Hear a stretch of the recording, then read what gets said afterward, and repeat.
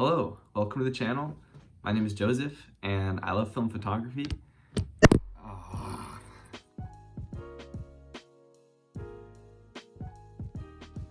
Hello, welcome to the channel. My name is Joseph.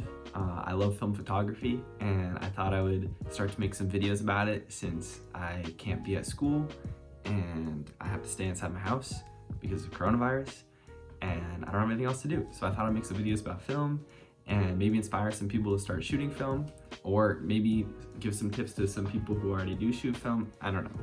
But in this video, I wanted to break down some of the main types of film cameras so people can get an idea for what they want to buy if they're going to start. I used to shoot digital, but I was kind of tired of, I would come home, you know, with an SD card with hundreds of photos on it. And you gotta sift through all of them and pick out the best ones, and then usually they're not that great. You gotta pull colors out and edit them to all hell. But as soon as I started shooting film, I fell in love with it. I loved the fact that you only have a certain amount of shots. It's very particular. The colors usually turn out pretty fantastic as it is. You can choose different film stocks. I haven't been able to stop, and I want to get other people to start. I think it's actually been gaining a lot of popularity recently. People have been using disposable cameras all the time now, and people are using apps to like replicate the look of film, and I think it's kind of catching on again. People seem to are starting to develop interest in it again, so you know, now's a better time than ever. Today I'm going to be talking about the three main types of 35mm film cameras. There's SLRs, rangefinders, and point and shoots, and I'll be going over what each of those means in a second. Each one has its own different, you know, style of shooting and the way it works, and each different type is better for, you know, per person. I personally use all three, depending on the scenario. I definitely use some more than others, but I have some good examples for each kind of camera to show you. The first kind of camera that I'll talk about is SLRs, which is, you know, probably the most common. You've definitely seen them. SLR stands for single lens reflex. This is an example. This is a Pentax K1000, a very standard camera, very popular, very much just like stripped down basic camera. It's a great camera. It's one of my favorites. As you can see, it's a bit of a bigger camera, not too big, but with SLRs, you can interchange the lenses, so I can take this lens off, put any other lens on that I want, which is great. It's got full manual controls, so I can set my shutter, my aperture, and ISO all on this camera. No automatic features at all. You have to focus it as well. I mean, there are SLRs that do come with those kinds of features, but this one in particular doesn't. Now, the thing about SLRs is when you look through the viewfinder, you see directly out through the lens. There's a mirror system that projects what is coming in through the lens up into the viewfinder. Now, some of the more popular SLRs, including this one, this is Pentax K1000, very popular, highly recommend, pretty much indestructible, you know, very quality metal build. There's also Canon. Canon has made a few. Canon AE1 is a very popular one, very similar to this. It has a few more automatic features though, and the Canon A1, which I prefer. I had an A1 for a little bit of time, but I don't have it anymore. But the Canon A1 is also a very nice camera.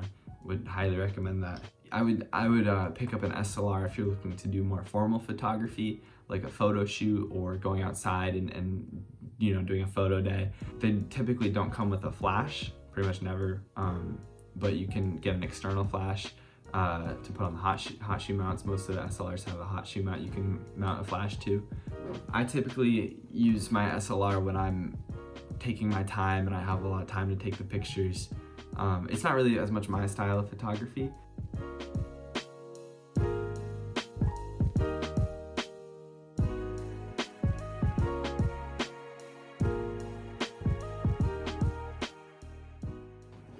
The next style of camera I'm going to be talking about, which I'm actually very new to, I just picked up this camera the other day, is rangefinder cameras. This is my rangefinder. This is a Canon QL17 G3, which is a pretty popular camera. Very high quality build. I'm in love with this camera. As you can see, it's much smaller than the SLR, a good amount smaller. There's not as much going on this thing. It's a little simpler, but there's still a lot you can do with it. With this rangefinder, there's a focus ring, which you use to focus, and the focusing system is a bit different than the SLR. In the SLR, you're looking right through the lens, so you adjust the lens to focus the image. You will usually align with this SLR. It's two lines that you will line up to get your focused image, whereas on a rangefinder, this focusing system is different. So here you can see the viewfinder is on the left side of the camera. So instead of looking directly through the lens, you're actually looking straight through the viewfinder, and the lens is taking the photo separately. So it's still an accurate way to take pictures. There's nothing wrong with it, but it's just a little different. To focus this camera, you look at the image, and there's going to be a second image lightly in the background. Usually it's yellow in this, and you line up that image with the image that you see. So to focus it, you just align the two images, and you're all set. With this camera, there's an automatic aperture. You can also set the aperture yourself, so you can go full manual and set the aperture and shutter, or you can do shutter priority, which is where you set the aperture to automatic and then adjust the shutter, and it'll choose the aperture for you. I'm sure a lot of rangefinders are very different. Certain rangefinders don't have you know, as many automatic settings or as many manual settings, but this is a good example for one. I would highly recommend the Canon QL17. It's very inexpensive. You can pick it up probably for around $100. There's a lot that you can do with it. Now, the third type of camera that I'll be talking about, which is definitely my favorite, I have a soft spot for this kind of camera, is the point and shoots. Point and shoots are much smaller, typically. I mean, there's some bigger ones, but this is my point and shoot. It's the Ricoh R1, and it's pretty self-explanatory, similar to like a disposable camera, which I'm sure most of you have used. You just point and shoot the camera. I mean, certain ones have a few more settings, like this one has a few settings that you can adjust. You can adjust the flash or focusing modes, stuff like that. But for the most part, you're just pressing the shutter and taking the picture, and that's it. A lot of people don't like point and shoots as much because you don't really have as much control over the picture that you're taking. But for my style of photography, this works really well because there's a flash built into the camera, which happens in most point and shoots.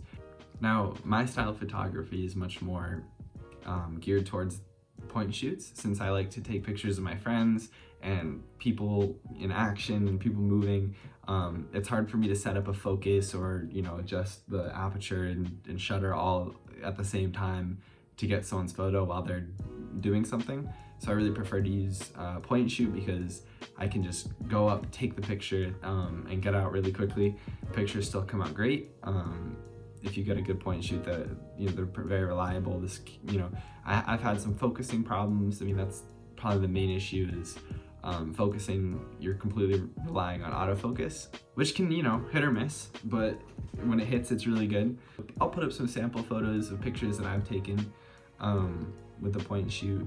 This is the only camera that I have that has a flash built into it. The rangefinder and SLRs do not. And also, a cool thing about this camera is it will print the date onto the photos.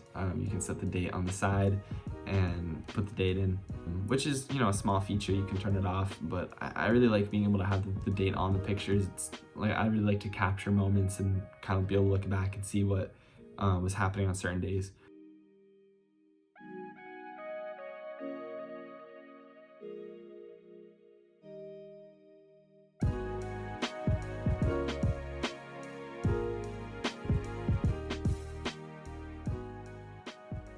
So those are the three main kinds of cameras: SLRs, rangefinders, and point and shoots. If you're looking to buy a camera, hopefully this video helped you decide on which kind of camera you should buy. Most of these cameras that I bought for, I mean, the SLR was handed down to me by my dad, gave this to me, but you can find them for probably less than $100.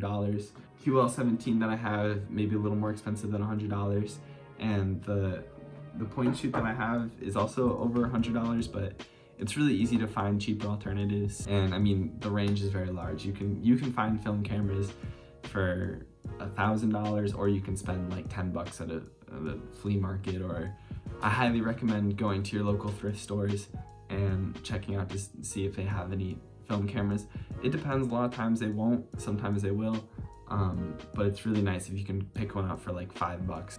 The thing about film photography is the equipment isn't as important as it is in digital photography. Since all cameras use the same kind of film, there's not really any, you're not going to get that much better. I mean, the glass makes a difference in the camera, a sharper image, but for the most part, the equipment isn't as important. It's more just how you're using it, which is something that I really like about film. I would highly recommend checking out websites like Craigslist. Craigslist is where I've actually bought a few cameras, because people, you know, they'll find their old cameras, they won't really know what they're worth, and you can be like, oh, can I buy this for $20? And people are usually, I've gotten more yeses than nos. So I would highly recommend websites like Craigslist. eBay is a good resource if you're willing to just pay full price for a good camera. On eBay, people typically know what they're selling a little bit more, so cameras are usually a little more appropriately priced, so it's kind of hard to find good deals on eBay.